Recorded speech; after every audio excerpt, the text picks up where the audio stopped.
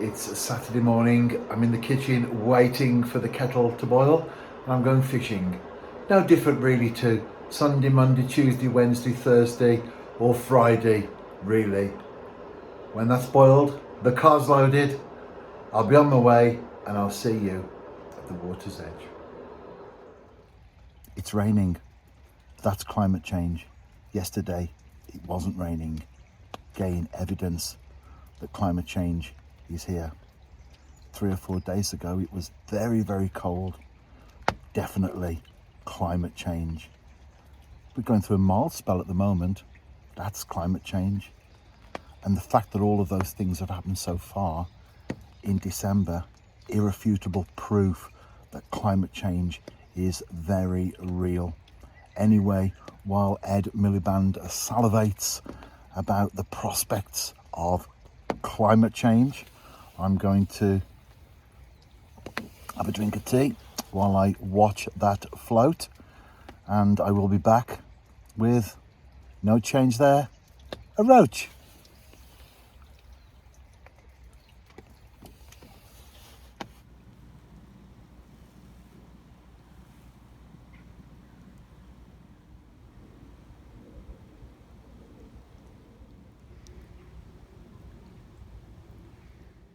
A really important lesson there. It was a short session.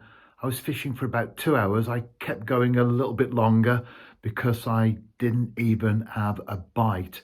I was fishing towards overhanging branches. There was a tree leaning over the pond, overhanging branches, and I got a nice spot, perfect, put the bait out there, not even a flicker on the float. And then I thought to myself, I'll just cast slightly to the left. It's only a tight spot anyway. It's a small pond. There's not a great amount of water in front of me to fish at that time. So I decided to cast to the left a few feet, that's all, maybe 6 feet maximum.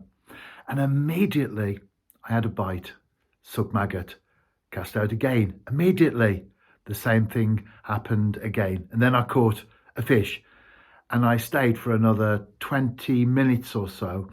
Every single cast, I had a bite. I had more sucked maggots than fish on the bank, but nevertheless, it shows, doesn't it, that I was in that one spot, nothing at all, and then just a few feet away, there must have been a big shoal of very small roach tightly connected one with the other. It reminded me, and I couldn't see, of course, beneath the surface, but it reminded me of those films that you see, those documentaries, nature documentaries on television, where you've got a huge swarm of fish and they're in a very, very tight ball. It must have been like that because I fished for 2 hours, nothing at all, few feet on, and there the fish were. I couldn't even tempt them across by throwing in the bait. They were there. It really was a case of having to go to where the fish were.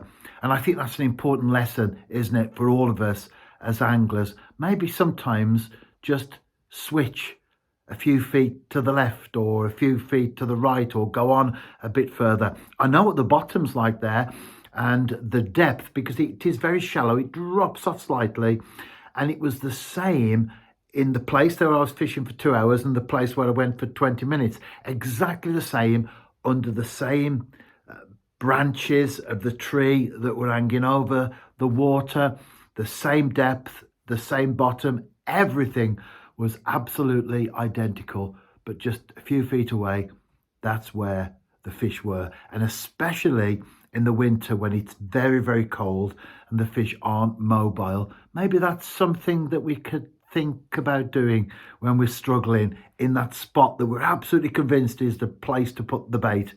Maybe just switch it around a little bit. Well, it certainly avoided me a blank this morning, and that's a fact.